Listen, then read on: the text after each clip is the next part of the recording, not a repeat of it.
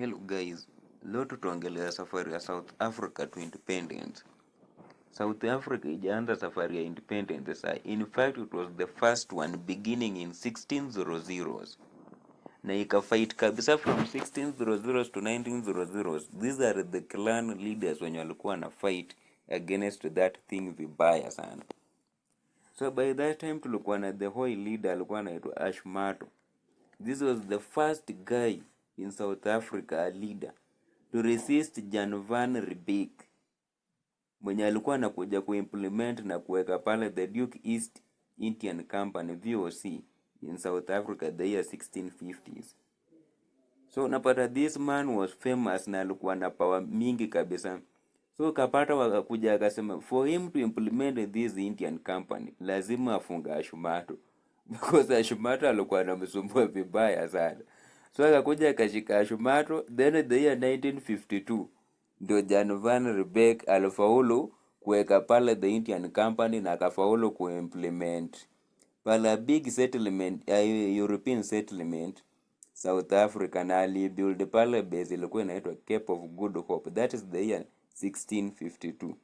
But even though Jan van Riebeeck aliunda, lakini Ashmato alimuleta vibaya sana. Then from pale tulikuja tukakuwa na the Zulu Monarch. The Zulu Monarch huyu ndio jamaa alikuja na kaidia ka military powerhouse. Unajua military ilikuja msaleta hapo kaidia in Africa. Alikuwa this man from Zulu Monarch alikuwa anaitwa King Shaka Zulu. So enda alikuja nao kaidia kakusema tuunde ka military powerhouse, at least yako katakuwa kana delay na kana resist European expansion in Southeast Africa by that time through something we used to call innovative warfare. Then but mzuri after King Shaka Zulu ametoka, Zulu Monarch mwingine aliingilia into power, alikuwa anaitwa King Sheshwayo Kampande. So ndo alikuja by that time akasaidia Zulu nation kurun into a certain war by that time in 1879. Hiyo war ilikuwa inaitwa Anglo-Zulu War. Hiyo vita ilikuja ikatokelezea by that time. Na mtu alisaidia this thing kufight kabisa ilikuwa this military powerhouse ilundwa na King Shaka Zulu, the first one. So this one alitumia that military powerhouse akafight the British Empire na akawakonga kabisa. This was the first person in that community alikonga British Empire kabisa vibaya sana. Then from pale tulikuja wakajoiniwa na Pedi Monarch. Pedi Monarch, that man alikuwa anaitwa Shekuhume 1. So enda aliwajoin. Pia yeye akaresist the Duke and the British. That is the year 1800s. So from pale akawa the land of Pedi, na pia from pale akaleta that independence of the Maroteng Empire. So from pale wacha tuangalie this early political struggle yenye ilikuja sasa from 1900s to now to 1948. So from pale ndo tunaweza anza kupata picha yao wase. Tulikuwa na mwindi mmoja alikuwa anajiita Mahatma Gandhi. Wacha tuwaonyeshe now who was Mahatma Gandhi. So Mahatma Gandhi, this man, huyu jamaa alikuwa mwindi. Na huyu mwindi ndiye alikuwa the only lawyer in South Africa by that time. Haikukuwa na lawyer mwingine by that time mwenye alikuwa mashuhuri kuliko huyo mwindi alikuwa anaitwa Mahatma Gandhi. So Mahatma Gandhi by that time alikuwa anaishi South Africa. I think alikaa South Africa starting from 1893 akakaa hadi 1914.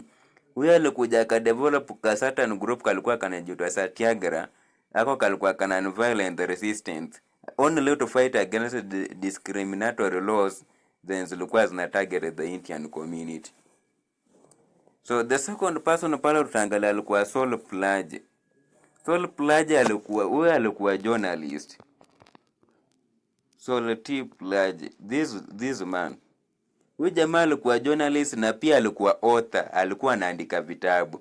I remember there's this book aliandika ilikuwa inaitwa Native Life in South Africa. This book was just exposing the cruelty of 1913 Land Act. Hiyo yenye ilikuwa inaongelea black South Africans wanyang'anywa shamba yao. So this was the only author mwenye aligundua that thing na aka expose mapema kabisa. because the land belongs to black South Africans. Haikukuwa inafaa wanyang'anywe, but act ya whites by that time ilikuwa inasema wanyang'anywe. So this man ndo alikuja akafight kabisa, hadi akakuja, was among the members wenye walikuwa wana found that now chama ya ANC. That is the year 1912. From pale tulikuja tukakuwa na this lady. This lady was a social worker. Huyu ndo alikujanga na mother of black freedom movement. This lady alikuwa anaitwa Charlotte Maseke. Charlotte Maseke was this lady. Huyo mwanamke vile unaweza mcheki hapa, unaona alikuwa hatari vibaya sana.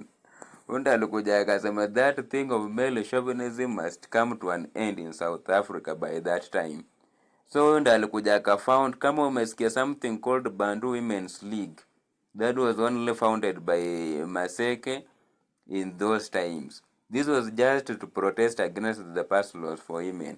So akakuja akanikinemiwa Mother of Black Freedom. From pale tukakuja na the anti-apartheid era that was running from 1948 to 1994. Pale ndo tutapata wase kama pale Nelson Mandela, Steve Biko ako kalikuwa ka student kichwa mbaya vibaya sana na kadhalika. So acha tuangalia pale, this man Nelson Mandela, hakuna mtu alikuwa amjui. Huyu amekufa tu late after kila mtu amemjua kabisa. So this guy, this was Nelson Mandela, mnamcheke pale. This was the man who survived 27 years in prison only to come kwa South Africans, only to lead them to independence through that chama ya ANC. So through that struggle alisaidia kuinua kabisa. From pale acha tuangalie huyu kijana aling'ang'ana kabisa. Kesho ndawaletea story yake vibaya sana. This man was Steve Biko. This was a student leader in University of Natal. University of Natal sahi inaitwa University of KwaZulu Natal in South Africa, Durban. Was this man, hadi akakuja akakuwa expelled kwa shule. Akaenda akamalizia kampo fulani hapo inajiita St. Francis College. I think kama sijakosea, kalitokanga huku kakenda huko by that time. St. Francis College ilikuwa inaraniwa with the Roman Catholic. Haiko kuanga shule ya maneno, so walika accept tu pale. So was this man Steve Biko. This was a student leader and was an activist. Mtu alikuja na that movement of black consciousness. Hadi wakakanikname father of black consciousness was this Kagai. So Kagai kalifight against South Africans for freedom kabisa. Accidentally tu kalikuja kakakufa in police custody. That is the year 1977. This is the news that spiked international outrage vibaya sana. Hawakuamini kama Akamse kamekufa. But Akamse unakacheki hapa, this guy really struggled. Steve Biko, South African activist. So from pale tutakuja tuangalie Winnie Madikizela Mandela. Huyu alikuwa the second lady of Mandela. Huyu ndiye alikuwa anasukuma that movement when Mandela was in prison. When Mandela was in prison, Winnie Madikizela ndiye alikuwa anasukuma that movement kabisa. Madikizela Mandela. So this lady was an activist. The first lady of South Africa. Second wife wa Mandela, this lady. So ndiye alikuwa anasukuma those movement when Mandela was in prison. Alikuwa anaenda kumuona sometimes, anarudi. At least that movement yenye alikuwa keep alive. So was the mother of the nation by that time. So from pale tulikuja tukakuwa na this the ANC president. The ANC president by that time alikuwa anajiita Albert Lintuli by that time. Mnasikianga mtu aliwin the Nobel Peace Prize. Watu wanajua tu Wangari Maathai the year 2004 in Kenya. But the first person to win the Nobel Peace Prize was Albert Linturi. That is the year 1960, if I'm not wrong. This was the first African to win the Nobel Peace Prize. Was Albert Linturi. Where is this guy? Muvumbi Linturi. So this was the first guy to win the Nobel Peace Prize by the 1960. So most of the people Kenya tunajuanga Wangari Maathai was the winner of Nobel Peace Prize, but that is in Kenya, that's the year 2004. But huyo ndiye alikuwa the first one. Huyo pia ndiye alikuwa anasukuma that commitment of non-violent protest during the defiant campaigns. So huyo alikuwa jaga kuwa famous kabisa because was pushing the end of that kukuwa discriminalized na the whites. From pale tulikuja tukaingiliwa na huyu bishop wa Anglican. Tulikuja na bishop wa Anglican, by that time was called Desmond Tutu. Desmond Tutu, this guy the bishop wa Anglican. Huyu ndiye alikuja pia akafight against now that thing, na pia akawin the Nobel Peace Prize. Huyu hao ndo walikuwa na fight na non-violent opposition. Wao kuanga na maneno mingi. Kitu walikuwa wanataka tu ni international zikuje na sanctions against South Africa. So walikuwa na advocate kabisa. Then from pale tulikuja tukakuwa na now this activist was a politician, and huyo alikuwa the whites mwenye alishtua Africans wengi kabisa. Was the only whites alikuwa upande wa Africa, and was the lady was called Helen Suzman.